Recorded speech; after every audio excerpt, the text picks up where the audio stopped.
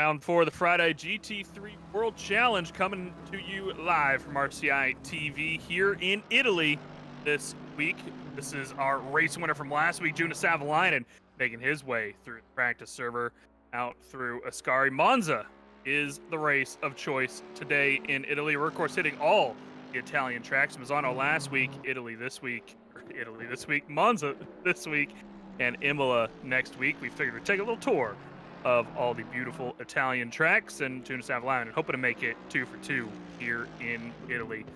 We got Malinowski and George Boothby back on the grid, though, this week as well to give him a run for his money. Of course, missing last week did the Yas Heat team. Jaroslav Honzik is, of course, out again this week.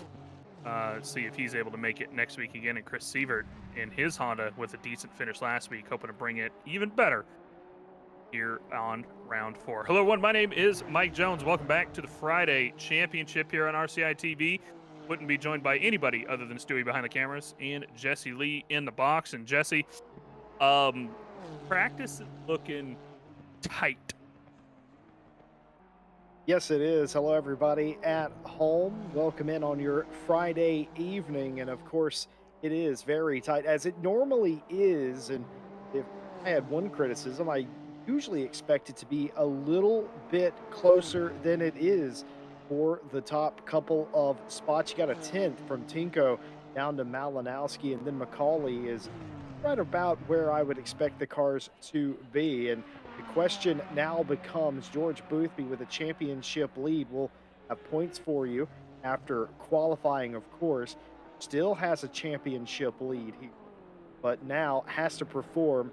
Hasn't quite done that in the practice session thus far. Top 5 might not be good enough today after the missed round 1 week ago. Final moments of practice. A couple things I noticed was Tinko up front, Malinowski playing catch up. We don't see that very often. And of course, Boothby being in 5th place, Sievert in 6th as well. Samir almost out of the top 10. All of those things are anomalous to me. Yeah, and of course, the Mercedes always so good here at Monza. It's just got such good straight line speed, and as we know from Monza, it is really just that, right? You got good straight line speed, and that's really what matters. The other point of it is being able to take the curbs, and what can't the McLaren do, Jesse Lee? It can't take the curbs very well. When you're coming in through the Lesmos, when you're coming through Ascari, it will struggle more so than both or all three of the top Mercedes. So it's going to be very interesting to see Boothby handle that, as we're seeing Samir Foch. You can see just how much he's bouncing over the first curbs through Ascari there. You don't see that as much in the Mercedes or the Bentley or even the BMW. And I think it's going to be an interesting challenge for Boothby here. The thing that he'll have going for him is, of course, just his absolute brilliant levels of consistency that he has. Even if he is a couple tenths off the pace in qualifying, I would not be surprised to see Boothby continuously be just faster than everybody during the race, because that is his biggest thing. But he tends to surprise us in qualifying as well, and sometimes just pop off a lap that he shouldn't be popping off. So we're going into qualifying now. Let's see what happens. The old saying rings very true. Doesn't matter what brand of racing you're doing. Practice one thing, qualifying is quite another. What will we see from Juna Savalainen, who at my glance was completely absent from the top of the practice sheet? What can they say in this Q session? Of course, they'll be running almost no fuel in the car, and made, of course, some very particular adjustments to the car, help its braking and its speed in a straight line here. Big topic, as well as the championship and the cars, is, of course, the weather. It's absolutely gorgeous. Mostly sunny, 25 degrees C on track, 19 ambient. Just about the perfect day. Come watch a race here at Monza. Everybody streams out of the pit lane. It is a solid procession of just about 20 cars, all trying to occupy the same space. And you've got some people at the back who have decided they are going to try and come out in clean air. For the most part, everybody's stacked up, and that's just fine as long as you're not catching the guy in front, or the guy in front of you doesn't make a mistake. And of course, Jonas Savalainen, the first one out of the pit lane, he is almost every single qualifying session that we see him drive in. That will be George Boothby right behind him as well. So, two of the people that we expect to finish on, or at least on the podium, or at least within the top 5 in the qualifying session, are going to be the first ones at an attempt at a lap here at Monza. Savalainen approaching Parabolica now. Going to go nice and slow on the entry, get himself a nice wide exit, and make sure that he gets as much speed as possible as he crosses the line. You can see him just about touching that far curb as we go on board with him. He's going to run all the way to the left side of the track. Normally, you're all the way on the right side of the track as you cross the line, but for this opening lap, I want to make sure you're all the way on the left. Down into turn 1, watching the boards on the left. There's 300, there's 200, there's 150, and just on the brakes past the 150 board. You can brake very late with low fuel here, especially. I'm sure these guys may be adjusting the brake bias even farther and farther down as they approach into turn 1, just to brake as late as possible. And then out through Curva Grande into the second chicane here. Italy really just is tracks of chicanes, Jesse, and they really love them here, and I think it adds for some interesting racing. Down into the second chicane, you can see him just tapping that curb. The one especially on the right, even in the Mercedes, you can't really touch it. It will throw you way off the track. And then in through Lesmo 1 and 2, just touching the curb on the right, using all of the exit curb up on the left, up into 4th gear. Not quite, actually, in the Mercedes. As much of the curb as possible, in and out. He actually caught the grass there a little bit. That might slightly slow him. I can see Boothby has distanced himself just a little bit from his back. So no danger from the back of Boothby making a dive into Ascari. Looking for the little Marshall on the right there, right where the wall ends, and then eat as much curb as possible in this Mercedes. You can use and abuse it, so you need to look at it. Just that touch of a wiggle as he hops over the last curb in Ascari. It doesn't take much. I was watching Boothby on my replay camera, and he looked like he was bouncing significantly more than this Mercedes is. And then down into Parabolica. Brake as late as possible. Touch the apron as soon as you can, and then get nice and wide on the exit. Actually, he's not even going to get nice and wide. He's going to stick to the apron all the way down, not carrying quite as much speed as I think he may have wanted to, using as much of the white line as possible. That's going to be a 46.9. Boothby going to come across almost 4/10 slower, Jesse. So that 46.9 very well might be one hell of a lap to throw down from Savalainen. That was a pretty good introductory lap from Jonas Savalainen, but if I had to guess, there's more in the tank from everybody, because I just don't think 46.9 is going to be good enough for pole today. Jonas going to have to do something about that. Tinko comes through in the 66 AMG. Second, still 2/10 off of Savalainen's time. More and more drivers coming through. Giacomelli in 4th place, sliding in now. Valentin Barrier, who is second in this championship, needs a good qualifying here, needs a good race here to stay in contact with George Boothby, who returns. And 5th place on your first lap, that bodes very well for the driver of the 72 Porsche. Joe McCauley comes in and slots into the 10th place. A 47.902 gets bumped down by Adam Dubiel in the 840 Ferrari, as it is a procession of quicker laps. Speaking of being on quicker laps, here's Tinko Vanderbilt, P2. He's 3/10 up at the moment. That's going to put him a solid 10th above Savalainen if he can hold on to it. He's got the clear air ahead. Somebody a little bit ahead of him, but not close enough to hopefully disturb his lap. It's one of the BMWs out ahead, I believe, if I'm not mistaken. It is the E11, yeah, Levchenko.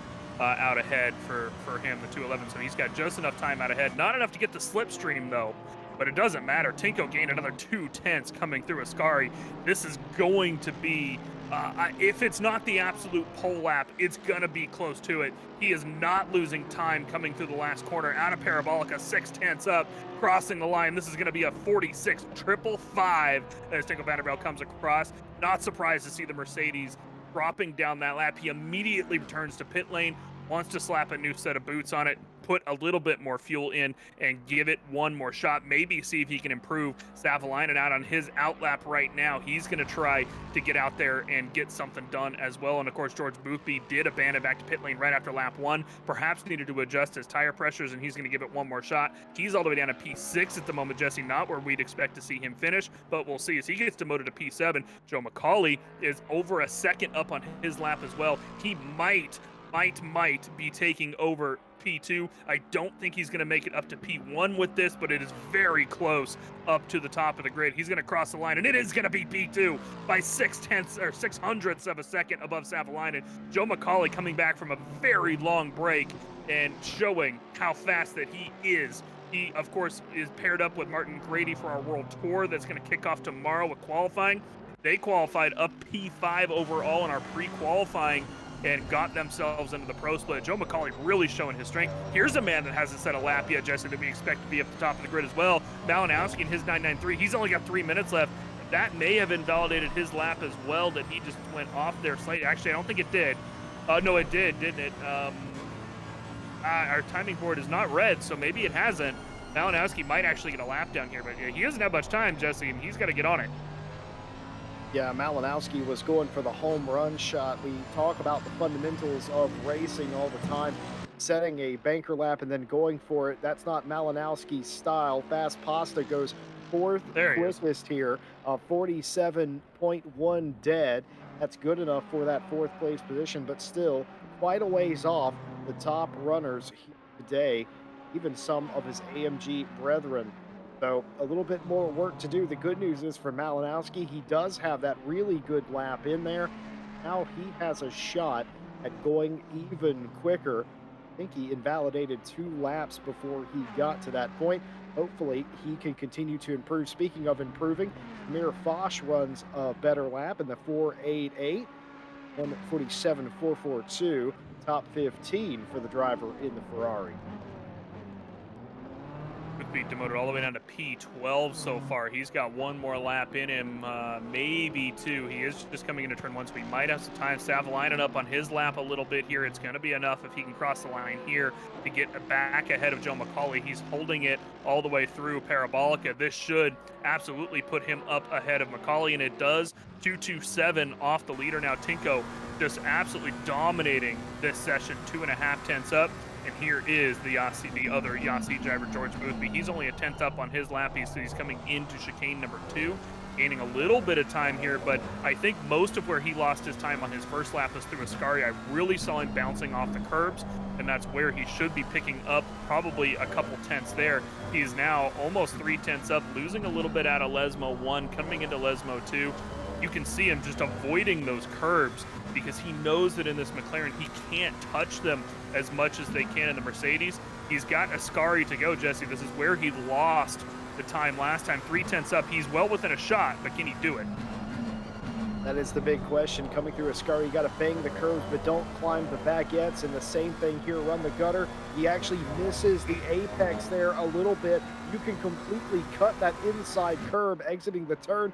Misses that. Will that be the difference between a solid starting spot and a starting spot near enough outside the top 10? We'll find out. Coming through the Parabolica, he will get one more lap according to my math, but this is a lap that he cannot squander.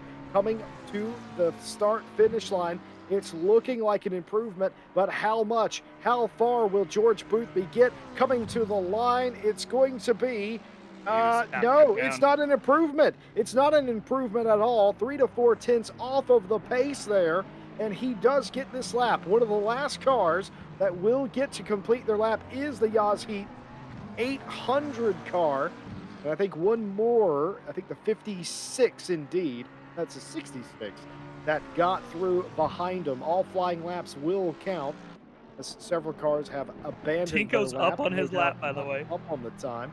And of course, almost as if somebody predicted that, right? Tinko, not satisfied, continuing to go for lap time. Yeah, he's about a 10th up just behind Boothby here, and he wants to get, I think, it under that 0.5 mark, I think is what he's shooting for. And he doesn't really need to. I don't think. I don't think Boothby's going to be able to get past Ooh. him. But that was not an invalidation, by the way. You can run wide there and hit the grass. Boothby did not lose any time there as well. 3/10 up. He's going to come into a Ascari. This is where he messed up both previous times. Looking for that brake marker. He's there. Gets down. Gets the nice apex on the first one. Doesn't get too narrow on the second part of the corner. That was a decent one for him, but he didn't pick up any time is the problem.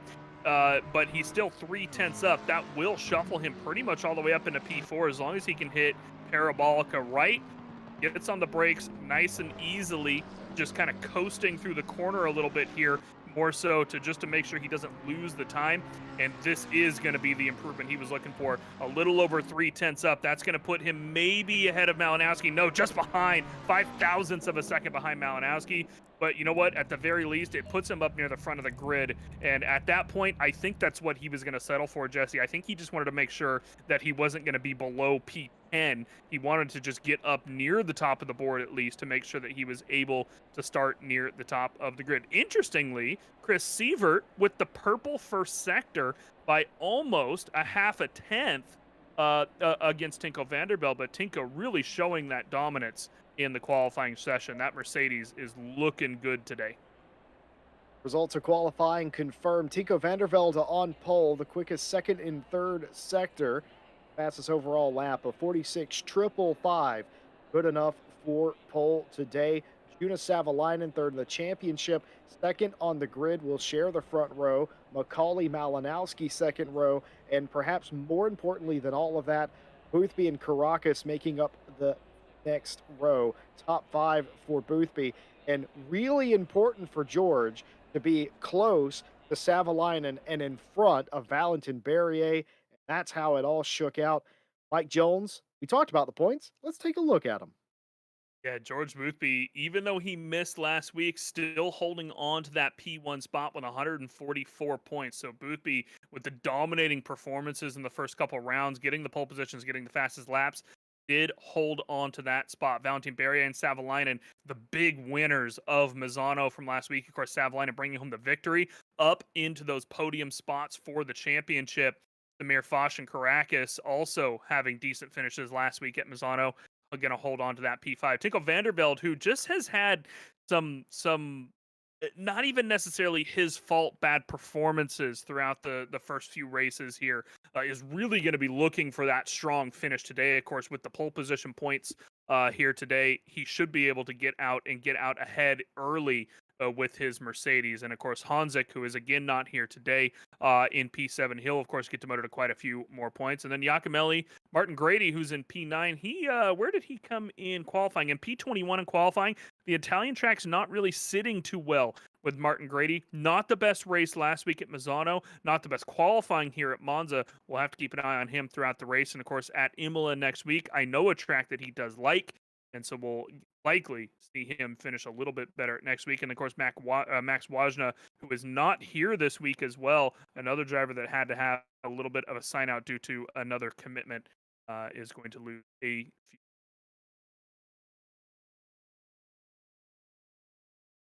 Well, the thing I took away from that first set of standings there was how close a large group of them were. And of course, the second group here, very much the same thing. Wolf Gruber in 11th place, 71 points. Lateo behind him by just a single point. Ostrich with 58. And that's a three-way tie between Severd and Malinowski now, who, of course, also missed a race. And of course, behind them, just 1 point is Zampiri.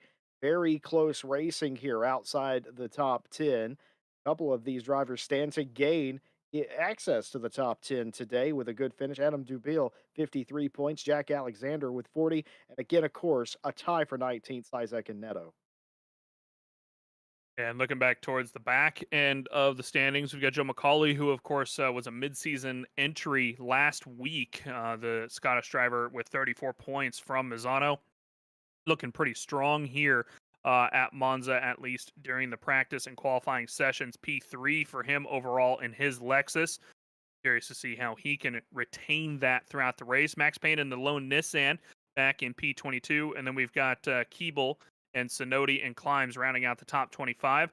Scarmato, De Kaiser, Conceiao, Valet, and Levchenko are going to wrap out top 30.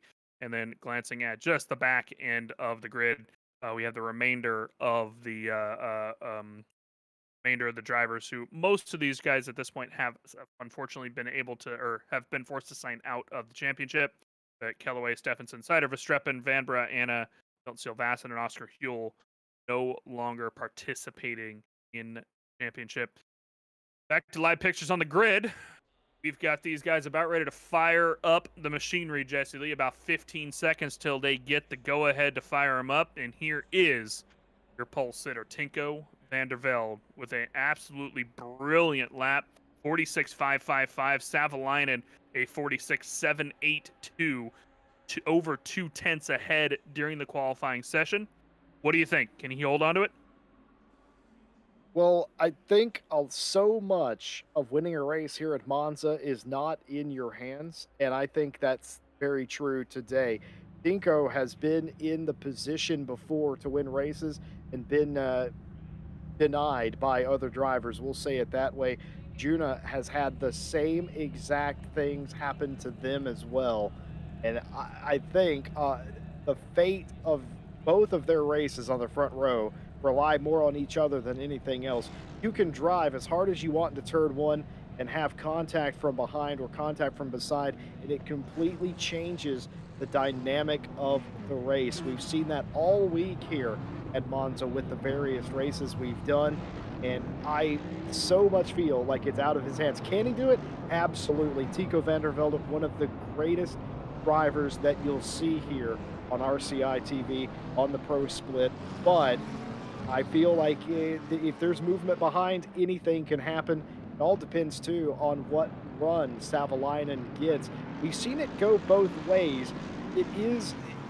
There is sort of an element of luck involved with getting the run. There's also an element of skill and timing as well. If Juna can get the run, they can be dead side by side. And oh, by the way, that Lexus in third might be your leader after turn one. Of course, the Lexus with a very strong straight line speed, especially if you can slap a very low wing on that thing. And I'm sure that Joe McCauley has done so here today. The problem is it is the Mercedes surrounding him. So all of these cars up near the top of the grid with just absolutely fantastic straight line speeds. And then you drop down to P5 and 6 where you've got both McLarens that have really been dominating the top of the field for them. We got Boothby and Caracas there at the 5 and P6 marker down the third row. So it's going to be very interesting, Jesse. I feel like here, two Mercedes on the front row, the Mercedes and Lexus on the second row. It's really going to come down to, for Boothby and Caracas anyway, can they catch them through the first couple sectors? Because otherwise, of course, they're going to lose out all the way down the back straight and through parabolic in the front straight with these Mercedes and Lexuses being so much faster than them. But in the end, we say this, and then there's George Boothby. That's the other thing about George Boothby. He's proved that he can drive up into the lead from pretty much any position. Go back to a season ago, he had to make a slightly desperate move at the Nürburgring to get back in front of his teammate, Jardier. It works. He pulls it off in the final lap and wins by literally a car length. It was that close, and he wasn't the one leading at that point. Coming from fifth to first, not terribly difficult. It's just you are going to have to take some chances if you're George Boothby, but I reckon he could just about do it as well. My personal opinion, anybody in the first 4 or 5 rows has a legitimate shot to win this race on pace. It's all about how the start goes and how the first opening laps go, and of course, the strategy, a big part of it as well. When do you pit? Also, the timing of what happens in front of you and behind you can change all of that as well. They will eventually line up 2 by 2 and get down through Parabolica for the first time, last time rather, not under full steam. And I have been talking to the stewards before the race today. They said a restart is possible, as it is everywhere we go. I would argue it's more probable here than it is at almost any other track, but we're all hoping it doesn't come to that. On top of that as well, the stewards also mentioned that they were going to call it pretty much by the book here. They have the option of going more severe. If you see one car collect a lot of cars, that could be an instant DQ. Other things that we hope we don't see. Who will win the fight down into turn one? Will it be Savalainen? Will it be Vandervelde? Will it be somebody else? Let's find out. Down the front straight, stacking up side by side as they're approaching the lights. Nico Vandervelde there on the left side of your screen in the blue. That's Savalainen in the red, and they are going green here. A great start by pretty much everybody, almost equal. Joe McCauley falling just a little bit there, as you can see from the drone cam. Coming into turn one, you can see Malinowski diving to the inside, blocking off Joe McCauley, and he's going to try to get underneath Savalainen. The question is, can Savalainen get the cut back there out through the left-hander? It looks like they're going to go side by side all the way down as well, and it's going to be actually Malinowski getting his nose ahead.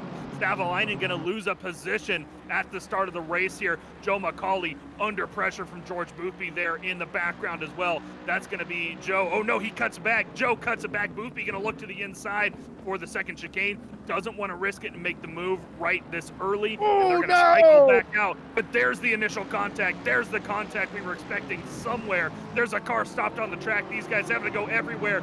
Nowhere to go is Neto. He is now backwards on the track as well. Samir Foch finally getting his car fired up, and we'll take a look at that replay in just a minute, but let's get back up to the top of the grid first. Nico Vandervelde out ahead. That's Malinowski ahead of Savalainen, and then we've got Joe McCauley, George Boothby, and Caracas, all 6 drivers. The only shakeup is Savalainen and Malinowski, P2 and 3. Otherwise, nose to tail, just as they started coming into Ascari. That was absolutely incredible driving from Malinowski. We didn't talk about him. We completely forgot. We were so busy talking about George Boothby and would Savalainen get a good start. Turns out Savalainen did not get a good start, but we forgot about Malinowski. You can't forget about Fast Pasta, the 993, absolutely taking advantage, exiting turn one, and got the run that they needed to get by Savalainen. Meanwhile, Levchenko here trying to hold the cork in the dam. He's got Zampiri and Stevenson behind him, all working to try and get around them. Equal equipment here. The BMW M4 GT3s side by side for what will be 7th place. No, that's 8th place. No, that is 7th place between Barrier and Severt here, trying to work it out amongst themselves and just about do it, going down into turn one. And Stanati here getting his 51 Audi up one spot. The mission done there, getting by Levchenko in the 211. Top 10 for Matteo now. And, you know, something we didn't talk about during the practice and qualifying sessions, Jesse, is Barrier in that 72 Porsche. He's going to struggle here today with the straight line speed of that Porsche. The Honda so quick down the straight. You saw how Sievert just drove around him on the outside. Barrier did get the position back coming in through turn one, of course, but how well can he keep that up over time? Here is, I believe this is either Dubiel or the other Ferrari driver. No, that's Barrier. Barrier stuck his nose under the car, the black BMW there, and that is what causes, that was Adam Dubiel. Barrier stuck his nose under. We may see a penalty for that come across. 3 wide in the background. There is what else happened in the back. The BMW touches Samir Foch and throws Foch around. He has to stop out on the track before he can get his car going. But yeah, that checkup likely all in favor of Barrier diving to the inside. It's just a question of, it's so hard to see from these TV cameras what exactly happened. Was there checkup ahead that caused Barrier to check up, or will he receive the penalty from the stewards? Well, we'll find out. That's what stewards are here for. But that is what happened in the second chicane. We're walking back from Martin Grady now, who has made up a couple positions since the start. Did not get too involved in that incident, up into P18.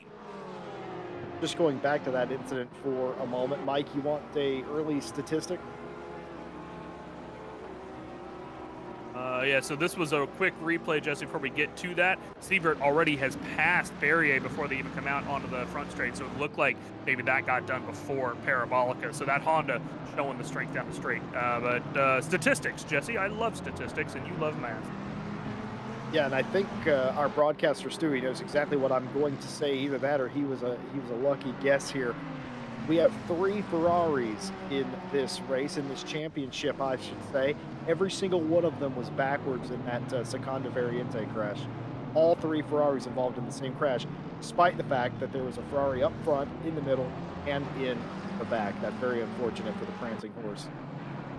Yeah, and the Ferraris have really struggled this season. Unfortunately, they're struggling a little bit with their balance performance here at the moment from an overall perspective. Of course, we're expecting the new balance of performance come out from SRO here pretty soon when the official real life season starts, and that should trigger Kunos to throw out a little bit more of a bop change here for the game, which will be really exciting to see because, of course, the Ferrari always such a strong car, and it's always kind of sad to see of all cars, the Ferrari being I mean, one of the more well-known cars, even across people who don't know racing, to be down on the grid like this. So hopefully by the end of the season and next season, we'll see these Ferraris up fighting for the top of the grid, much like we see the BMW and McLarens overall during the season. However, not today.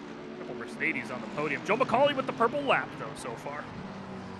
Joe McCauley setting the quick lap. Savalainen trying to get second place back away from Malinowski. It's the 993 versus the 100. Forced to the outside, near contact there between the two AMG Mercedes. I love the gamesmanship. Here comes the fastest man on the racetrack, Joe McCauley. Malinowski defends successfully in turn one. What a brilliant defense. Malinowski gave Savalainen just about enough room to not cause an accident, and that was brilliant car placement by the 993. I think you'll all agree. Meanwhile, Tico Vandervelde trying to disappear up in front. 2 seconds the gap. First to second to this car. Malinowski now gaps Savalainen. McCauley says, do that one more time. Yeah, McCauley is just waiting for that opportunity to pounce, and if these guys come into contact, he will be right there ready to take it. George Boothby has fallen off about a second off of those guys as well, as we're back to the mid-pack fight. Adam Dubiel, again, just in the middle of this. He's in P20. He's surrounded by about 3 or 4 cars on either side. Here's the front end of this pack, which is Ostrauch in his 444 McLaren 720S. That is the BMW Valet out behind him. And these guys just looking for an opportunity to get past the McLaren. Unfortunately, the BMW M4, not the best on the straight line speed, which means he's going to struggle to get around these guys at Monza. But, of course, he can really take the curves. If he can really get a run coming out of Ascari, you can see him. He's touching those anti-cut curves even more so than the Ferrari out behind. It's just not even struggling with it. You don't even hardly see this car bounce, but the little bit of damage in the back end is what's making him struggle. Here's a replay from earlier coming in through turn one. A little bit of a touch there. There's Martin Grady in the yellow 720. Just a couple little touches there coming through turn one. Exactly what you'd expect as you make passes through turn one. Little bump and bang, but a really nice little pass. And Martin Grady made up a couple more positions as I checked in on him. P16 now. Great little run by him so far. Savalainen still struggling to get past Malinowski. Sure is, but it's a tactical move here from Savalainen. You're so far in front of the field, or you're at the sharp end, so to speak. So you can't make a rash move or something that the stewards will have to look at. It has to be clean. Savalainen has to pick his moment. A couple of updates from the field. The 155 of Alexander has been sitting in the pit lane for several laps now. Unknown if that's a hardware issue or what's going on, but that car hasn't officially retired, Alexander's 155 car, but it is still sitting there in pit lane several laps now. That was the BMW that got hit in the lap one incident. So would not be surprised to see a mechanical problem there. There you have it. Ostrich here trying to defend against the, I think that's Dubiel in the 840. And they're stacking up behind him as they exit the second Lesmo. It's going to be a big crash exiting the Lesmo. A little bit of a touch from the BMW sends the Ferrari around, and it's a big cluster there. And that's not Dubiel, by the way. That's Sizek that got touched. Watch this replay. Side by side, exiting Lesmo 2. Trying to get around is the BMW, and I think just misjudged it there and absolutely turns the Ferrari. Oh, major drama here. Yeah, Sizak looked like he went for the block, realizing that the BMW was going to cut inside of him. Unfortunately, the other Ferrari was to the outside as well. Dubiel was going for the move around the outside. Sizak now limping back to the pit lane. He's going to try to get himself back to the pit lane and get himself repaired. Here's Dubiel. You can see how damaged he is. Not quite as much as Sizak, but still pretty damaged. Both of these Ferraris now going to have to come into the pit lane, and that is going to be massive, massive repairs for them. I'm very, very curious to see how the stewards think about that. Multiple moves being made there, but major drama for the back end of the field. No, they are not. And here is the battle once again up front, still ongoing. Nothing has changed up front, but major dramas for the mid-pack. Yeah, that was absolutely huge. If you were anywhere near that accident, that would absolutely have caused you to slow down. The track completely blocked. Not the widest racetrack in the world, Monza, and so rarely do you see crashes on the straights here, especially that straight, because normally exiting Lesmo 2, you're already single file. It's not any real space. Not today. You're too wide, and it came off for the first two cars, Sizek and the McLaren, but rather unfortunately got turned from behind. We go back to the front of the field. Malinowski still successfully defending against Savalainen. Looks like Joe McCauley is minding their manners. I would have expected McCauley to make a move here, but no, just following in line. Keep in mind the pit window is open, run, though. And Pollard is absolutely out of here. Free souvenir for somebody, perhaps. Joe's got to run. Run for the Lexus. Lexus going around the outside here. Joe McCauley not willing to run too far deep in there. Tells me that I'm willing to take the run if you'll give it to me, but I'm not willing to force it and myself into trouble. George Boothby, mind you, qualified fifth, still runs fifth, has been preoccupied with Caracas, who is right behind him, but those two drivers are catching up to this battle. It is essentially a five-way fight for second now. And here is the again a little bit further up in the mid-pack than we were looking at. Zampiri going side by side with Letao there. That's Zampiri on the inside, dives back down and gets back single file before they come into the chicane. 909 for the SBQR Racing team going to just slot back into position for the moment. Samir Fosh trying to make up those positions from early on in the race. A little bit of damage, of course, on that car. And here is a look from Samir Fosh's view on that earlier incident. What happened with him here when this happened? Did he get caught up? No, actually he didn't.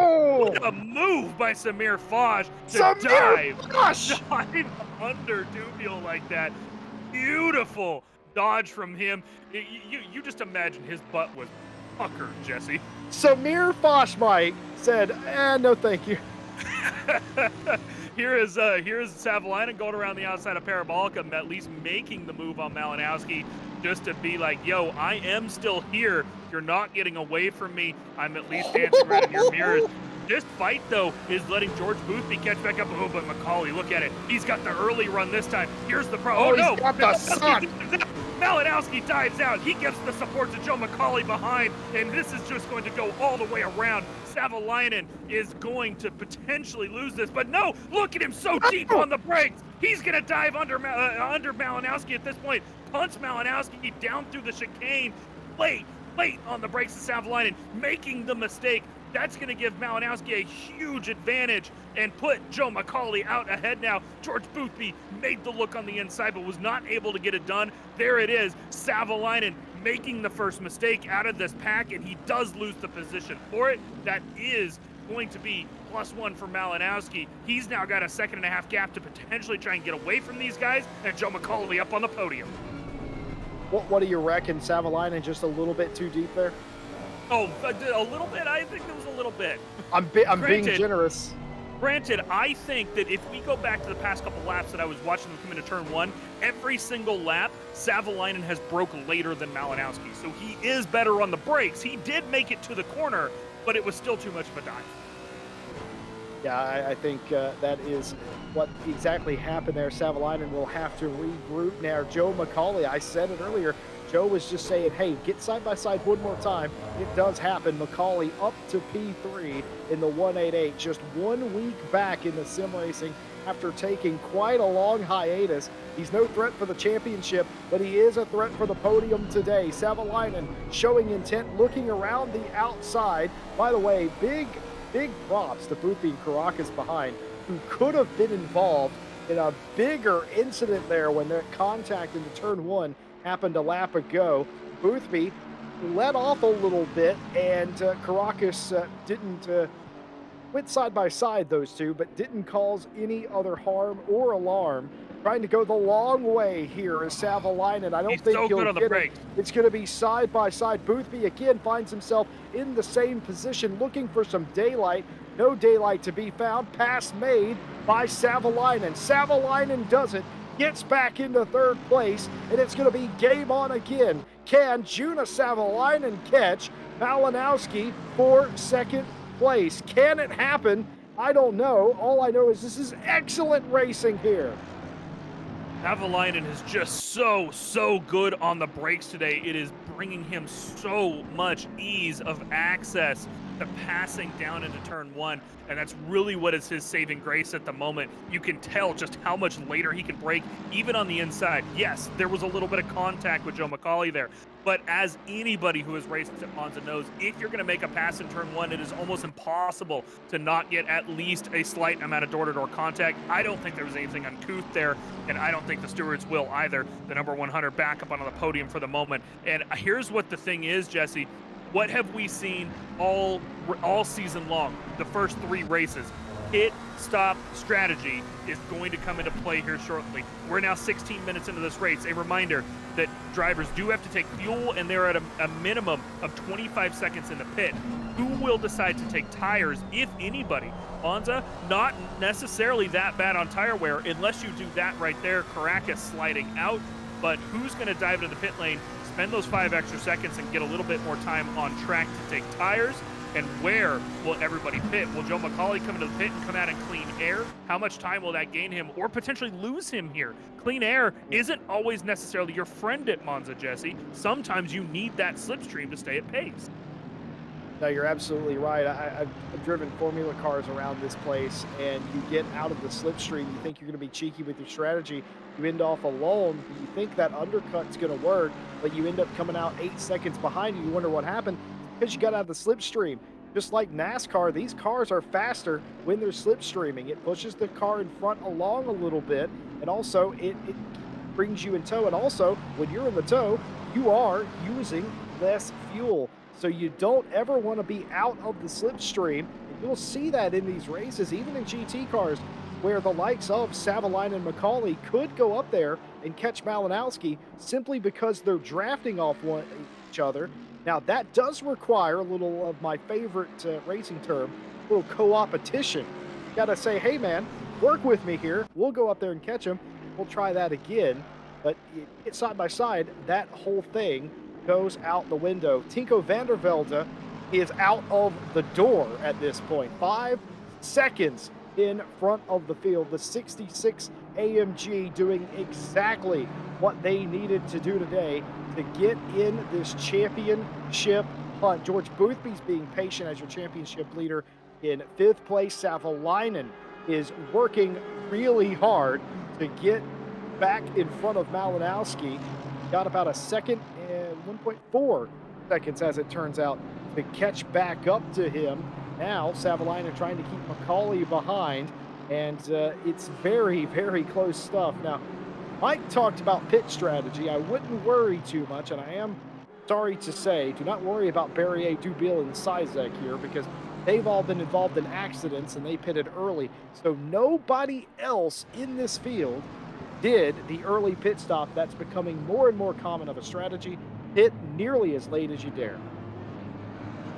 I think that's what's going to be the strategy today. Pit either as late as you dare, or come at the midway point and get tires. And I'm very curious to see that midway point come past. And not only tires, but necessarily, if you're on a half tank of fuel, because it's a mandatory stop for 25 seconds of fuel as well. A lot of these guys are probably only running 50 liters of fuel or so versus the roughly 100 to 110 that you'll need for the race. William Stephenson is fighting in the mid pack. Of course, they haven't made their pit stops either. As Jesse said, it's only been the 3. So it's not just the top of the grid that has made these decisions differently than they have in the past 3 races, but also the mid pack. This is a P11 to P14 fight, and then shortly ahead of them is the rest of the cars. These guys still reasonably lined up. We've got a top pack, a mid pack, and a back pack, and there is almost no spread other than the couple of cars that have run into issues, such as Berrier and the Ferraris that are out by themselves. Everybody else is still stacked up here, saving fuel by being the slipstream, as you said, Jesse, or perhaps just using the slipstream to keep their lap times up. Inco Vandervelde, the only one on the track who has not needed the slipstream to keep their lap times up, of course, with the purple lap taken away from Joe McCauley. But that said, Tinko, Malinowski, Savalainen on their last laps, fastest lap of their race, each one of them. So that means that these guys are still picking up time as the stint goes on. We watched Mathis Littell try to get by Sinati here for 8th place. This battle was for 10th place between Sinati and Zampiri earlier, and now Littell trying to go the long way around the outside of Sinati to get this done. There's going to be contact between the 2 cars, but they'll exit pretty much level there, the 51 and the 27. The road will fall away and go Sinati's way in the Audi. But what will happen? Will it be a late braking maneuver down into the second chicane? Oh, he gets clear now, the 51 does, and a crossover to the defensive line for Sinati. Is it more contact? Yes, slight contact on the entry, heavier contact on the exit. The 27 will get through. Littell gets the place and takes the 909 of Zampiri through. That will not wash for the driver of the 51. The synchronized driving there of them diving back in front was so beautiful. Oh God, I love Monza. I love Monza. Absolutely furious. The contact that put them off track lost him 2 positions, you could argue, and now it is, I think that's Levchenko behind him. So Littell now has to focus, or excuse me, Littell, Sinati will have to focus on Levchenko in the 211. Thoughts on that? Fair move by Littell, or was that a little too argy-bargy for him? Yeah, I mean, that's rough to say, right? As we are seeing some of the penalties come out for earlier incidents. I think I think Jesse had to toss to me because Boswell was handing him a sheet of paper that looked like it had a lot of words on it. So as Jesse reviews the incidents here, yeah, I think that was maybe a little rough, but at the same time, you know, at Monza, that's what you get coming out of these chicanes like that. You know, it is difficult to pass side by side through these chicanes without bumping into each other a little bit. And we're going to see Sinoti now take the position straight back from Zampiri. And of course, these teammates are probably on calm. Hey, stop hitting me. I'm sure, between the 909 and the 27 for the SWR Racing team. And that's Levchenko now. Here's the problem. Zampiri lost a lot of time through turn 1 there. Levchenko going to be on the inside coming into the second chicane. Who's going to be later on the brakes? Both M4s, so they do have equal brakes. They're about on the brakes at the same exact time. You saw those front ends settle, but Zampiri's like, you know what? I'm not going to deal with it again. And Levchenko gets the position for his 11 BMW for the moment. Looking back up to the front of the field, well, nothing's changed. We still got Malinowski about a second ahead of Savalainen, Joe McCauley right on the tail, and George Boothby about a second and a half behind. Kind of as I predicted, Jesse, the McLarens definitely struggling here. The Mercedes and Lexus just doing the work. I think this is going to be huge for pit strategy. I really think it's going to be pit strategy that'll come down to here. We know that Boothby makes some of the best pit stops that we've seen, usually about a half a second faster than other people. That may be able to pick him up a little time. And also, how many stop and go 30s have we seen this season from speeding in the pit lane? Will we see any today? Pit window is going to be open here. I mean, pit window has been open, of course, all race, but the main pit window, I think we're going to see people in within the next 10 minutes, and that's going to be very telling. Jesse Lee, you have a Boswell report for me yet? Oh boy, folks at home, go ahead and dig in. This is going to be a while. All of these are racing incidents between the 51 and the 27, the 85 and the 427, the 18 and the 427, the 85 and the 444, 211 and the 6, the 427 and the 444, A warning for car 18 for dangerous driving. Racing incident between the 993 and the 100. No further action between contact with the 127 and the 85. A warning for car 27 for causing avoidable contact. A warning for the 427 for blocking the 85. A drive-through penalty for car 427 taking out car 85. That on lap 5. 5-second penalty for car 27 for bump drafting causing avoidable contact. Warning given increased to 5 seconds for a second warning. So that was a warning for bump drafting for the 27, but because it was a second warning, it turns into a 5-second penalty as rules.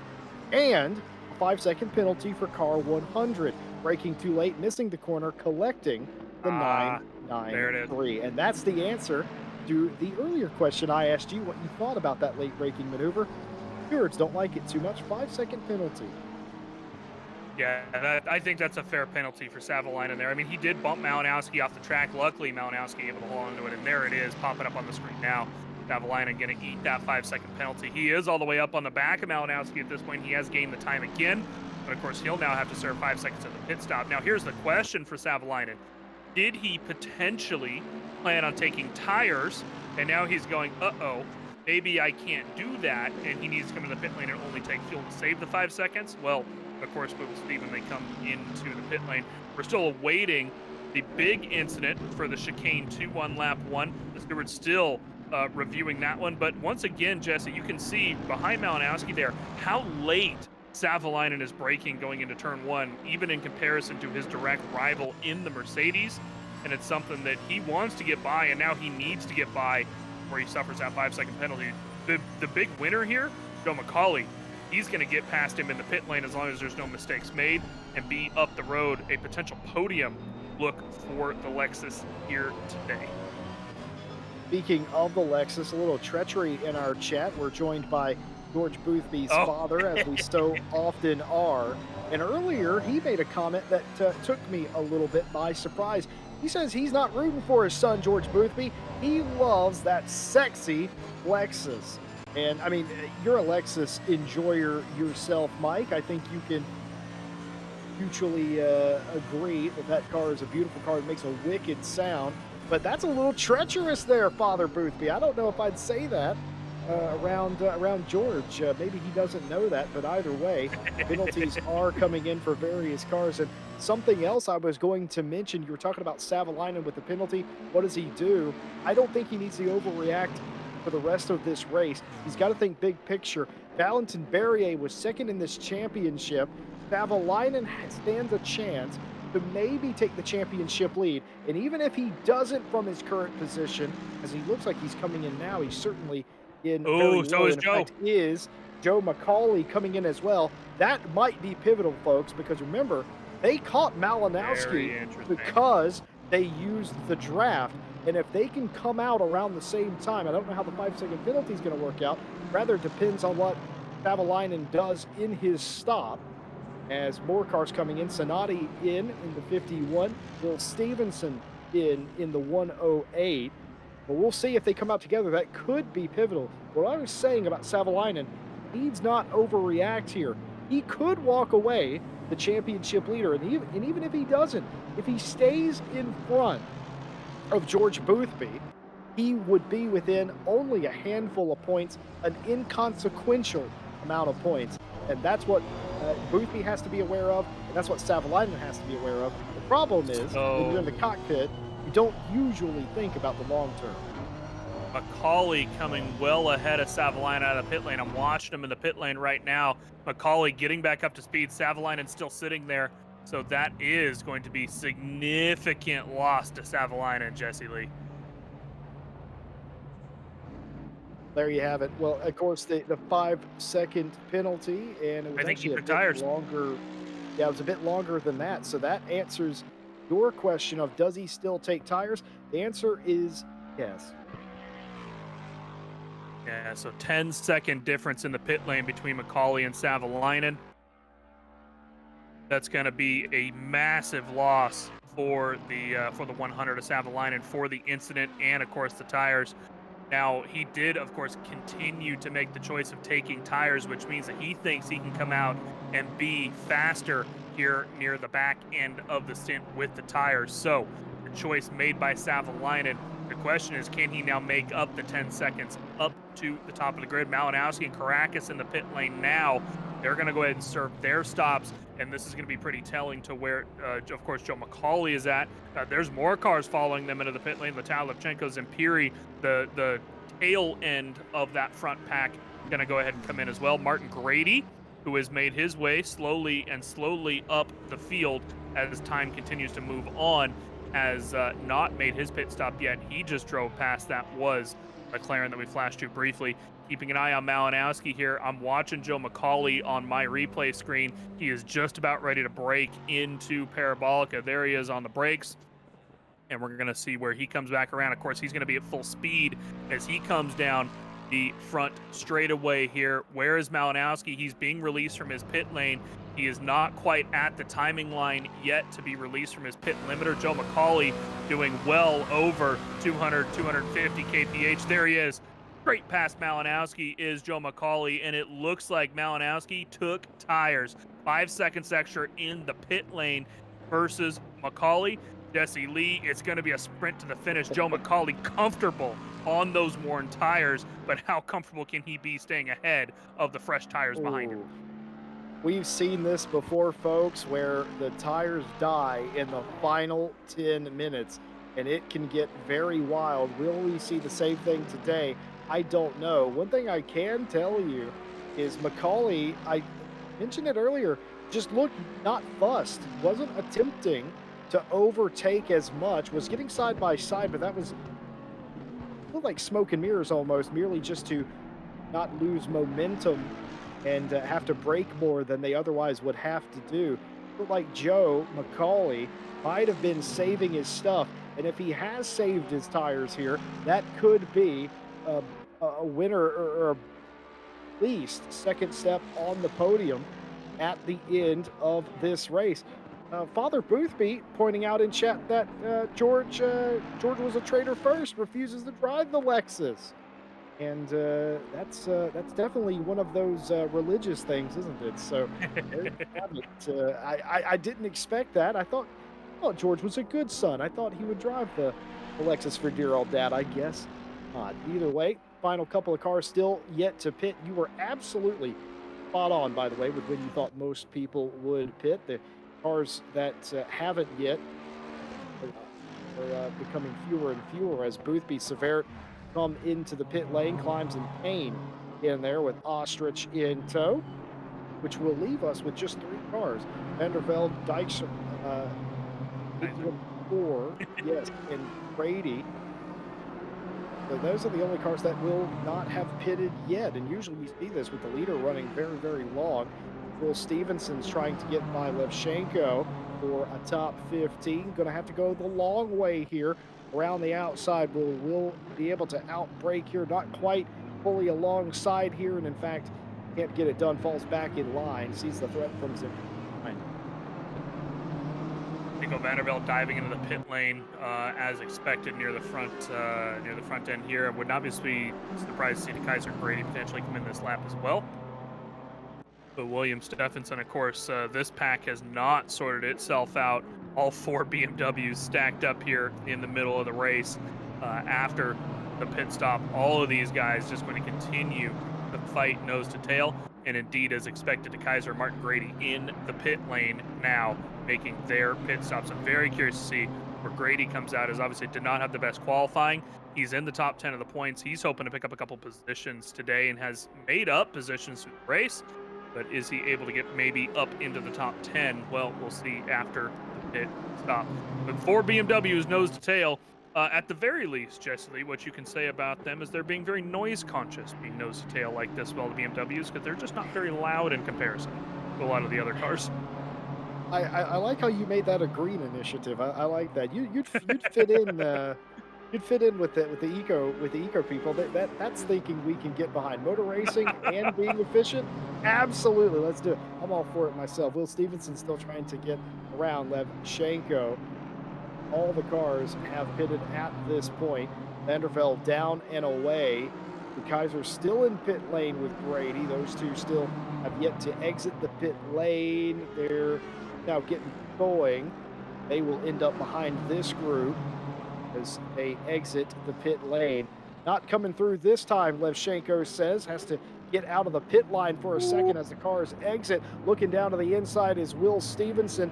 Nothing doing that time either, but the intent's there. Will has shown Levchenko, I want to get around you, and I am willing to make a move here. Why not? 25 minutes left. Yeah, all of these guys now, because of course that is the Mercedes of De Kaiser. They're caught up in the middle of this as well. So we've now got extra cars that are fighting for the mid pack here. Martin Grady slotted himself out in P15, about 3 seconds behind this pack, and Samir Foch as well. He's had a decent little run since his early incidents. He's made his way up at least into P16, and he's making up time to this pack. And if these guys keep fighting, then these guys are just going to continue to gain behind them. Giacomelli is the winner of this fight between Levchenko and Stephenson, though, as he is a second and a half up and has been gaining ever so slightly on the pack, distancing himself a little bit farther ahead in his lone Aston Martin here today at Monza. But the CLR driver, of course, wants that top 10 position. Is he going to make the move here again? Well, done it the past 3 laps. Why wouldn't he again? Doesn't have as good of a run off of Ascari this time, so I don't think he's going to be able to do anything. And again, he looks to the inside, but the Levchenko out ahead just says, nah, you're too far behind me. I'm not even going to bother trying to defend this lap. So Stephenson, he's getting the good runs out of Ascari, but not able to get it done each individual lap. And either way, 24 and a half minutes to go, so plenty of time to get that thing moving.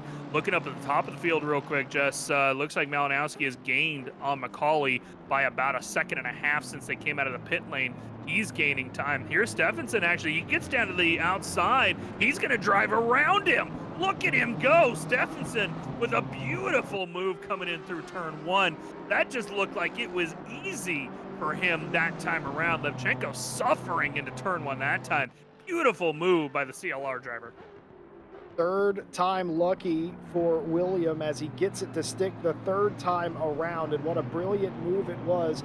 Clean as far as I could tell, and now Letal behind as well, Zampiri behind rather, trying to get that spot away. He couldn't quite do it, and a successful defense from Levchenko that time as Zampiri got all the way around side him, but couldn't quite do it as the corner did not favor him. Those two stay in the order that they are currently in. It is 3 BMWs all in a row. And look at the gap Stevenson is getting. Where is this speed come from? Absolutely gapping the 3 other BMWs. It was 4 in a line for several laps. Will got out in front, and he's yarding them, absolutely driving away. That is incredible speed. Where'd it come from? Yeah, I don't know. Maybe he's just been holding out this entire time, maybe saving fuel, waiting for the pit stops. But Stevenson is just blasting away at this point.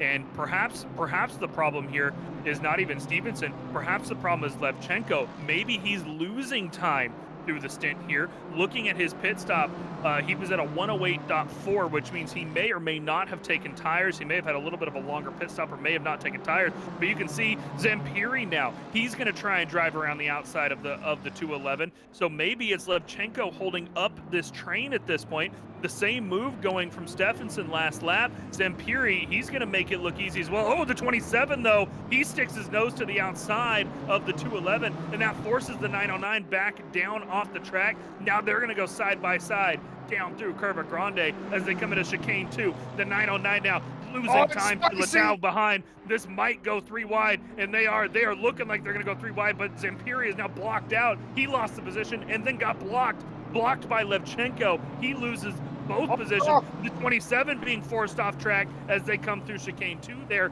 That's going to be Levchenko pushing him off track perhaps. And now Zampiri into the inside of Levchenko. Goes down into Lesmo. He slides all the way through. Levchenko's now down on the inside, getting the switch back through Lesmo too.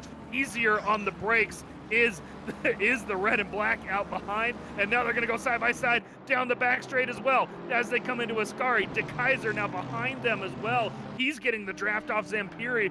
Zampiri and Levchenko gonna break side by side coming into Ascari. This is very difficult to come into Ascari side by side like Contact. this. There's the contact. The 909 bumps into More Levchenko. contact. There's the More contact again. contact. The contact again. He bounces off the anti-cut curve. Martin Grady now. Look at Martin Grady. 4 wide down the back straight. Levchenko, the big loser here. Demoted all the way down. Martin Grady says, thank you. Yes, I will take all 3 of those positions. The 18.720 McLaren now, +3 out of Ascari. Martin Grady could not have a bigger smile on his face at the moment. The Mercedes makes their way past the BMWs as well. The side-by-side contact between the BMWs are massive loss for the both of them. That was absolutely brilliant driving by most involved. And De Kaiser, who I thought was going to come out best there, got one-upped by the king of the plebs. Martin Grady, Tidge, came all the way from the back, all the way to the front of that pack and made it look easy. A little bit of contact is all he needed to get around. Brilliant stuff. And meanwhile, for second place, Mike Jones mentioned that Malinowski was catching McCauley. Well, he can check that off the list. He has caught McCauley for second place. Joe, who had a quicker pit stop, ended up out front. We suspect he didn't take tires. We can all but confirm that. Malinowski almost certainly did, and I think you're starting to see that. The pace difference has been obvious. He's gained more than 1.5 seconds to get back up to the top, and now it all becomes about can he get around him. Catching him's one thing, passing quite another. How wide can McCauley make that Lexus? Yeah, and here's the other problem. It's not just how wide can he make the Lexus. You can see him sliding just a little bit, wearing those tires even more. George Boothby's only a couple seconds back, and the absolute last thing that you want to do with 10 minutes left in the race is wants to see George Boothby approaching you as you've been sliding your tires around. Joe will lose out more positions if he's not careful. Malinowski going to go for the inside of turn 1. Joe lets him have it. Who's going to be deeper on the brakes? It's going to be the Mercedes. He's actually just going to slot back past. Oh, Joe, no, he's going to try and make the cutback. Gets around to the outside, but not quite enough. Malinowski is able to get the power down just soon enough. So there it is right there. An easy pass from Malinowski. I think, I could be wrong, Jesse. I think that Joe let him have that because he knows he's faster than him. He wants to get in the slipstream and not lose third place. George Boothby picked up 8/10 just with that tiny little bit of a fight that they just had. He cannot lose that podium. Joe wants the podium. He knew he was going to lose P2 anyway. Let him have it now and get in the slipstream. I think your assessment's spot on, Mike, because if I was Joe McCauley, and again, this is just my second week back, right?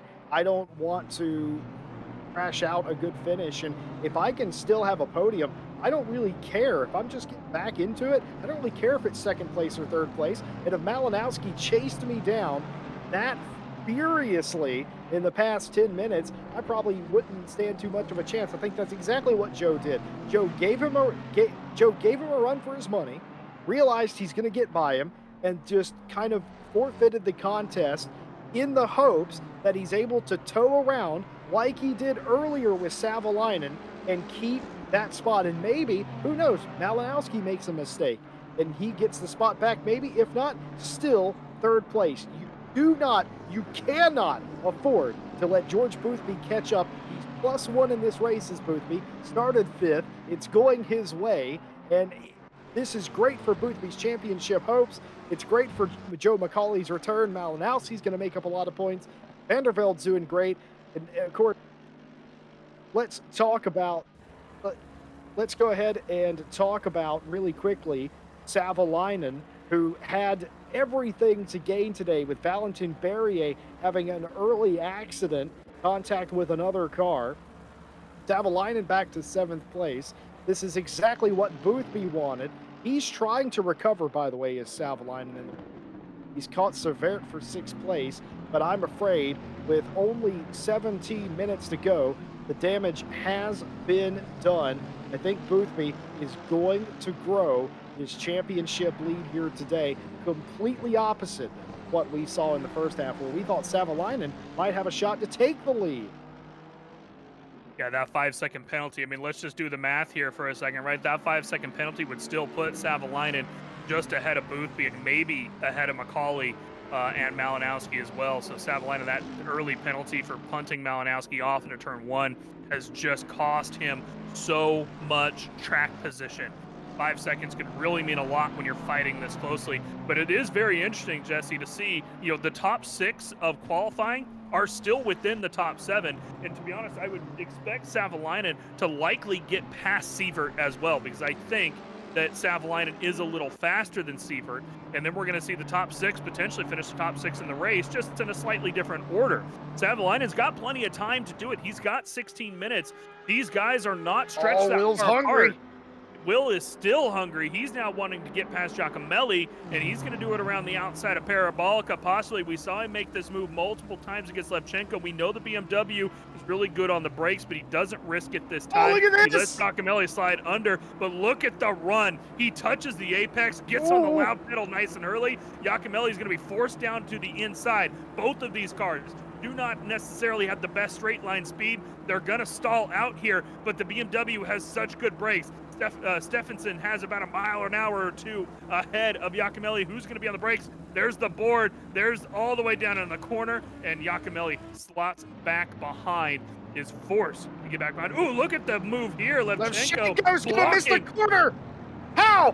No, he does. He does miss the corner. Arthur Levchenko misses the corner trying to overtake Zampiri. He does overtake him, but it's off the track. He's going to have to give that back, and he does. He goes wide in the turn two, giving Zampiri the spot back, and it's game on again. I'm pretty sure not only will that not show up in the stewarding report, they wouldn't care anyway. No harm, no foul. Levchenko knew that they overran that corner and did the right thing. Samir Fosh looming in the background, looking to make the pass on the outside of the first Lesmo. Can he hold it there? He will, but only just. They get single file again, and a little tap of the brakes off the exit of the corner there by the BMW. You don't see that very often. And Bosch, who is trying to come back through this field after the earlier contact, has a top 15 waiting for him if he can just gain one more spot. And an update from the stewards, by the way, they have been tirelessly working on that lap 1 second chicane accident. Apparently, there was a lot going on, and certainly I would agree after seeing the replays that there was. They want to make sure they got it right. They saved it until they had a moment to reevaluate the incident, and I believe the penalties coming through right now are a direct result of that. And they are indeed. Drive-through penalty for car 71 for taking out the 840 on lap 1, turn 4. Drive-through penalty for car 840 for not holding brakes and taking out the 155. An additional, nope, that's not an additional drive-through penalty. I think something's double posted here. Drive-through penalty for car 43 for taking out the 488. 5-second penalty for the 108 for pushing the 427 off the track. And a 5-second penalty for car 43 for attempting to avoid a parked 155, but hits the 85 and bounces off, causing multiple contacts. So, a drive-through penalty for the 72, a drive-through penalty for the 840, a drive-through for the 43, 5-second penalties for the 108 and the 43. Folks, that was one turn, one accident. Yeah, and there was indeed a little bit of a mistake. Jake already edited that for us and brought a piece of paper to me while you were talking. It was indeed the 840 who got a DT. But it does look like that he'll be posting that here in a minute for us to let us know that clarification, and we can get back on that.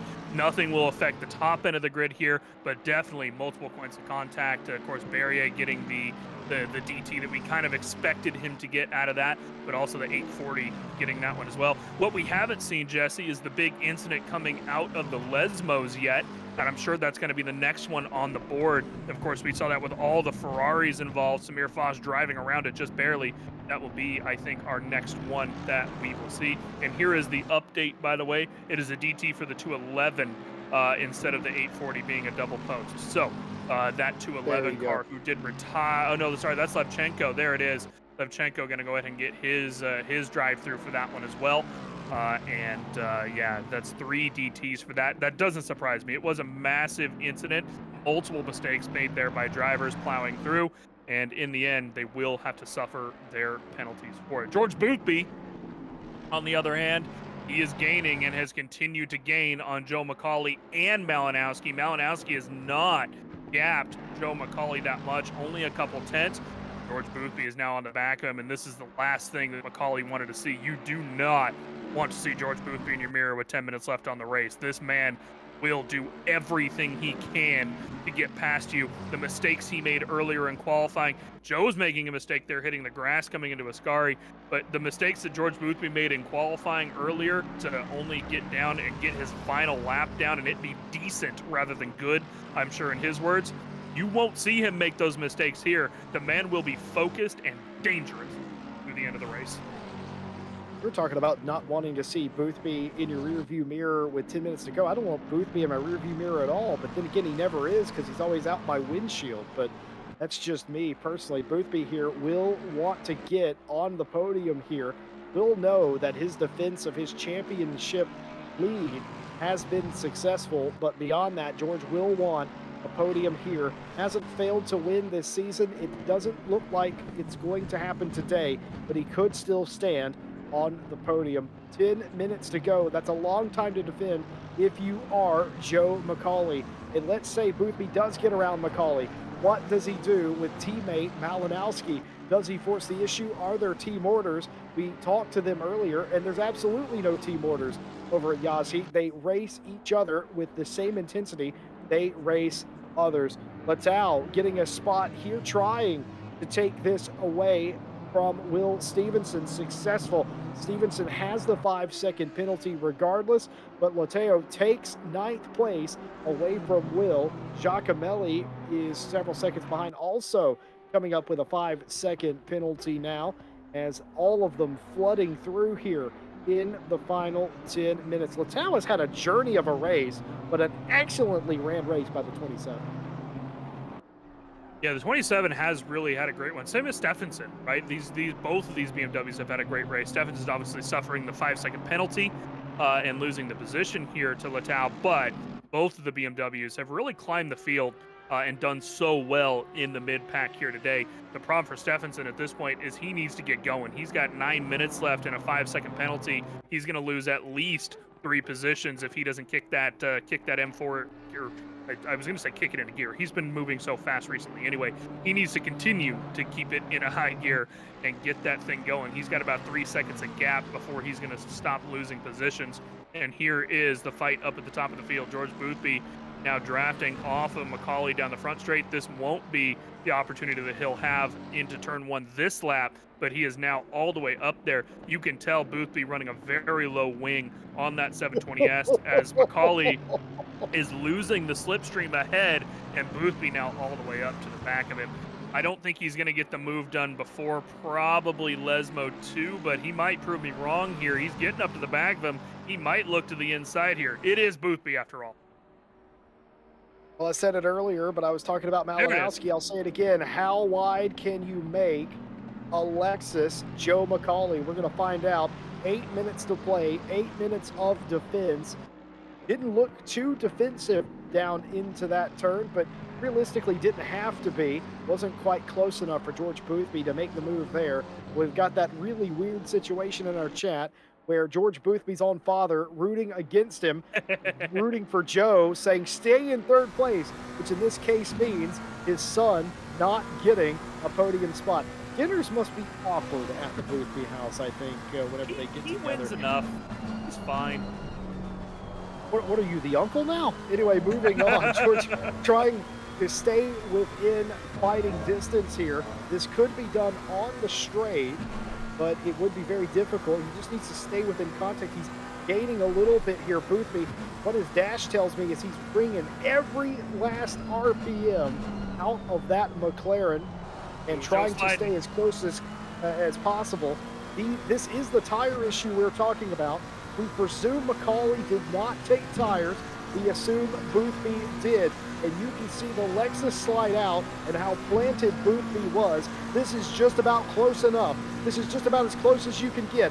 Defensive line from McCauley down into turn one to the outside Boothby. Not quite aside, a quarter, nearly half, and back down to single file. Wasn't quite enough overlap to get it done. The grunt of the V8 Lexus just about keeping that spot. Chris Severt now in sixth place, eyeing up a top five. An excellent race from the Honda. Could be a top five day. Meanwhile, back for third place. McCauley still holding on to it. Boothby still showing his intent. Flashes into the mirror, but then drops back single file. Nothing doing that time. Closely contested battle. Same thing. Gets into the mirror. Gets back into line. I think he's playing a little bit of mind games now. I think so as well. He wants Joe to make that mistake, and we've seen Joe slide through a lot of corners here today. He's losing the grip on his tire slowly and slowly. He's only got 5 minutes to go, though. He might be able to make this defense. Grandpa Boothby in the chat saying how George apparently did not run a super low wing setting. So it's really just Joe's race to lose at this point by making the mistakes and sliding out. You can see how cool there it is. Oh, the big bump! The big bump over the curve. There's the time loss right there. George making a mistake. He takes that one. This is where you don't want to touch it. Joe McCauley blocking the view of George Boothby. He realized it, and you see how good George was there. He straightened his wheel out. He ate the curb. He took the time loss, but he did not crash.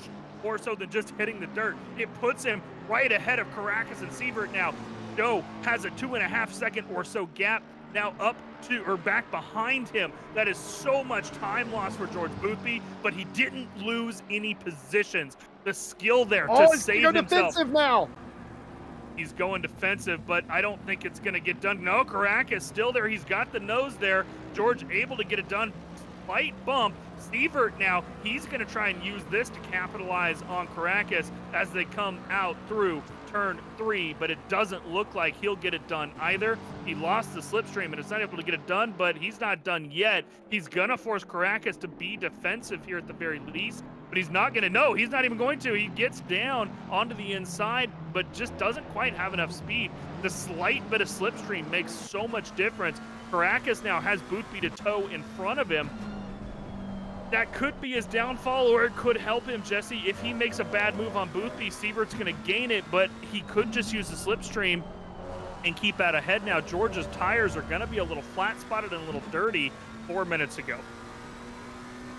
Well, I mentioned in qualifying you can just about completely cut the last corner of Ascari off, but George, I didn't mean by that much, man. That was nearly the George Boothby space program launched here at Monza in Italy today. I guarantee you won't make that mistake a second time. Oh, big leap there by Chris Severt, the 83 Honda. Nearly goes up on 2 and takes it in the wall. Yes, indeed.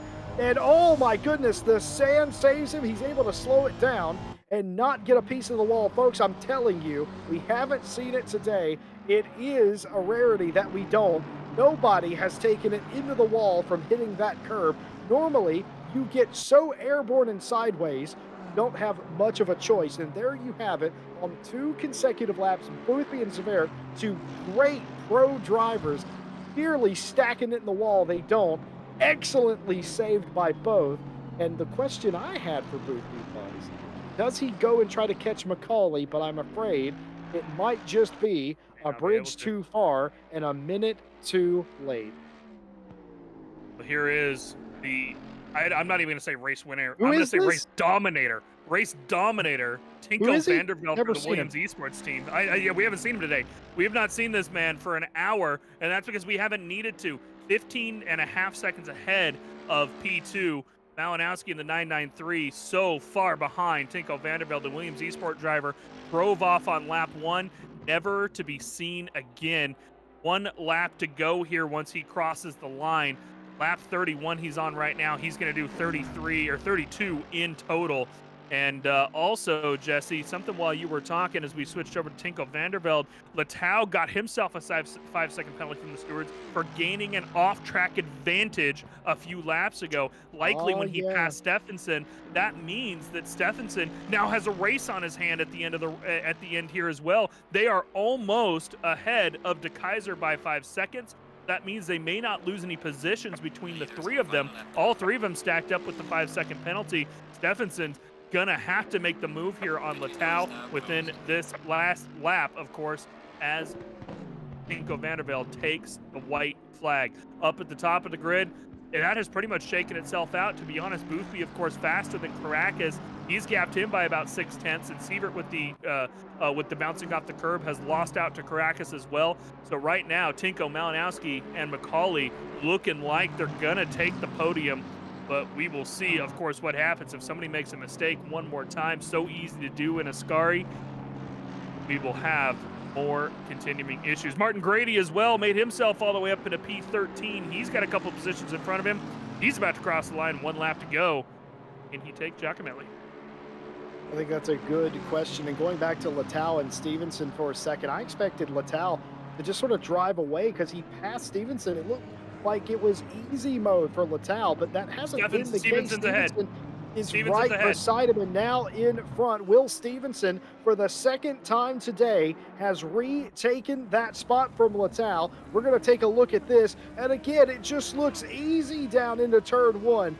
Easy pass for Will Stevenson, up one more spot. That's the second time he's battled that driver and took that spot. They've swapped it back and forth 3 times now. I wonder if Latau's tires are dead or are starting to die. But 9th place for the 108 BMW as we flash you back to the mid-pack and now back up to the front. It's a dominating day. It's a day that you always dream about. Tinko Vandervelde is going to win it for Williams Esports in a dominating affair and an excellent win in the Mercedes. What a day for Tinko. Tinko Vandervelde 16 seconds ahead of his next rival. It's not something that we get to say that often unless the words coming out of our mouth is George Boothby, but George Boothby not going to take it today. Tinko Vandervelde across the line in first, Malinowski in second, Joe McCauley race 2 back for him. 7 months of downtime coming back, showing no, I can still come out here and do fantastic in races. Finishes off the podium. George Boothby with one of the worst finishes he's had for not even just this season, one of the worst finishes I've seen him have in a while. P4 today is George Boothby. Caracas in P5. Sievert brings it home in P6. Savalainen, the big loser, out of the front pack today, all the way down to P7 due to his own self-induced 5-second penalty by hitting Malinowski. Savalainen lost so much for that 5-second penalty, and we're seeing the rest of the grid come on past Sinodi out ahead of Stephenson, who is out ahead of Latau, who of course beat De Kaiser. Martin Grady picked up a position on Giacomelli for the 5-second penalty, P12 for him. Great performance from Martin Grady today as well, and of course Zampiri and Foch and Ostrauch out behind. Foch bringing up the grid there, finished up in P15 after the incidents early. Great drive by Foch.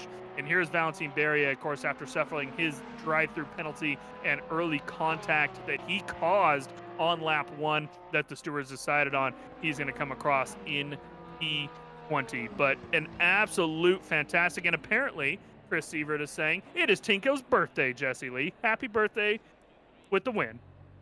Of course it is. It would have to be. Tinko absolutely cruised today. And if it is your birthday, Mr. Vandervelde, well, very happy birthday to you. It'll be one that you remember for quite some time. And what a brilliant race it was by some. It was a drama filled race for others. And just so many stories coming out of today. I think Boothby did enough, even though he didn't get on the podium. I reckon he just about kept his championship lead intact today.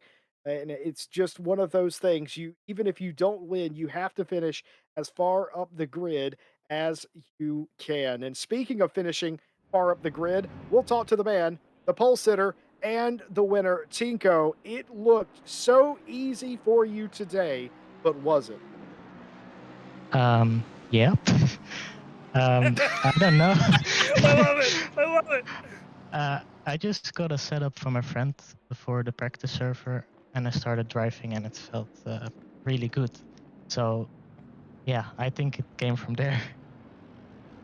Tinko, is it your birthday? And if so, how old are you today? Yeah, I just turned 18 years old today. Absolutely. 18th birthday, and here racing and winning by almost 18 I seconds. know. I know. Tinko, I got to say, first of all, happy birthday on behalf of everybody here at RCI and RCI TV. It's awesome that you spend a part of your birthday with us. Congrats on the win. But I have to ask today, was it more than just the win? You beat Boothby, you beat some heavy hitters today, and you did it in a dominating fashion. Does that add to how great this win is? Yeah, of course. A win always feels better when you drive against these aliens and you win with such a gap. So yeah, I'm really happy with that, of course. And I don't know where that came from, to be honest. Well, Well, that, the man chasing you, Pasta. Pasta, yeah, how come, Pasta? What happened? How can you even call that a chase?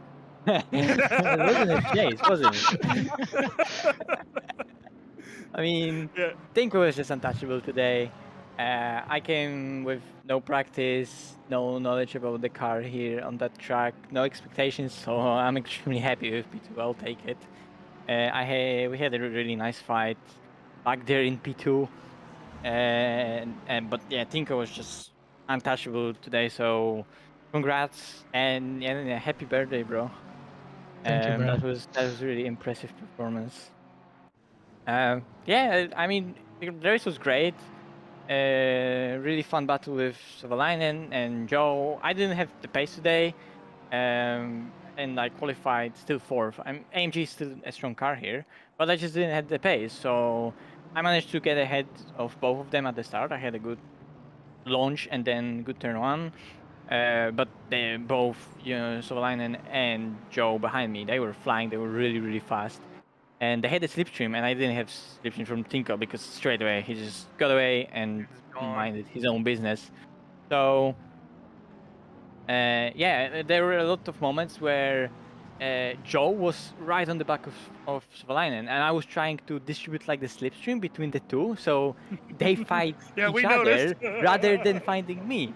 So that was literally because of that, Savalainen didn't overtake me because I was making Macaulay attack him, and at the end, unfortunately, made a little mistake into first variante, so we touched. Nothing crazy. But yeah, that's just racing. Mistakes happen. Overall, really happy. Yeah, I think you guys, like everybody in the top 7, and even below, honestly, but the top 7, I mean, should be really proud of the race today. I mean, it was fantastic racing all the way up and down the field. But I mean, besides for Sievert, the top 6 that qualified in the top 6 finished there. You know, Sievert and Savalainen, of course, switched positions, but you guys all held those positions. And Tinko, of course, led every single lap. And Tinko, I don't think we want to hold you too long, man. Please go celebrate the remainder of your birthday. I hope whatever couple hours are left of it. And I do have one question for you though. Obviously, our world tour is starting tomorrow. I know Malinowski will be there. You gonna be filling in any teams over the season, Tinko? Because I know you're not planning on racing for the championship, the whole one at least. Yeah, I'm not planning at the moment anything, but maybe if some opportunity comes up, I might join. But at the moment, I'm just really busy with school. I'm in my final year and have a lot of exams coming up. And with Yeah. all the other leagues I'm doing, there's just no time for it. So I'm not sure. We will see. Well, yeah, we hope to see you in for at least one of the races throughout the season. It's always great to watch you race, man. And again, like, happy birthday, dude. Go celebrate the win and your birthday. I mean, happy 18's obviously a big birthday. No, I'm marker, not so. gonna do it. Okay, thank you so much, guys. It was a really fun night for me here. What And an Pasta, amazing to you as well. race it was. P2, great one. Cheers, thanks. Jesse, Well, it was a great race. yeah. Yeah, it was. It was an absolutely amazing race up front. You just didn't know what was going to happen. Tinko drove away from the field on his birthday nonetheless, but it was an excellently spirited battle. for second, third, and fourth place throughout the whole thing. And it love that competition. You love it for the drivers because what did they say when they came in here? I absolutely loved that kind of racing, and we do too in the booth. It was a bit scrappy in the mid pack. I think we could all agree as well. I think everyone got their just desserts for that. But that all being said, that shakes up the championship as we go forward. It really does. And, people talk a lot about Monza, how they think, oh, it's always just so boring of a race. It's all just the same. There's just straightaways. I disagree. I think that every time we come to Monza, it tends to be a really great race when you have, these drivers who are so closely matched and in different machinery at that, obviously. We saw, the big pack of BMWs in the center all fighting for each other, all the Mercedes up at the top of the grid fighting each other. Always a great race here at Monza. And, Jesse, well, we've got next week in the final Italian track. We're going to be at Imola next week, and that one, again, always a fantastic race. I can't wait for that. But first, Nürburgring tomorrow. We've got World Tour qualifying. The very first stream of our World Tour going to kick off.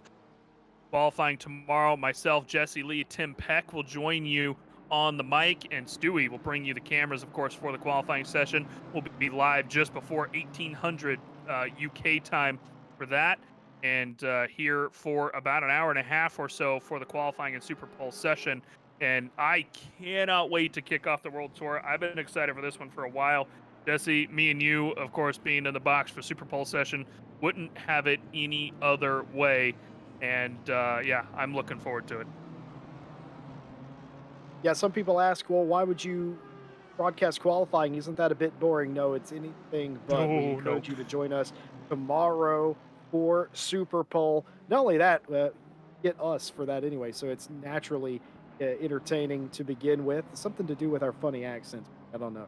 But of course, night out following that race. And of course, Monday, the return of the Euro Masters Championship, the Ryan and Ryan show there. Wednesday, Diamond Drive Season 3, race number 2 with Nate and myself. Thursday, there's going to be a common theme here, people. Please do keep up. GT4 Thursday, Tim Peck and myself. Friday, Mike Jones and myself are back with you for the continuation of the Friday Champ. Just a brilliant slate of races coming. And the quick shout out to all of our sponsors, of course, for keeping these races going and our servers running. Race Department, AK Informatica, big help with them, of course, running our servers. Driver 61, who partners with us for some coaching. You want to come out and race in Split 1 next season or the season after, get yourself down to the description in YouTube. Grab the discount code and go join their coaching. It is fantastic coaching. You will gain time with their coaches and apps that they have available for use. And of course, Fanatec out here helping us with an affiliate link. If you need some new gear, go visit Fanatec. Fantastic customer service, fantastic products. And of course, if you want racing that for some reason we're not doing the 6 days a week, if you want other racing during the week, go visit Sim Racing GP. Plenty of communities around there. And you can go start your own community over there to race with your friends. Pretty cheap little prices over there to go out and run all your own servers. And big thank you to all the sponsors. Big thank you to Jesse Lee and Stewie for joining me in the box today and joining me tomorrow alongside Tim Peck. Have a great night.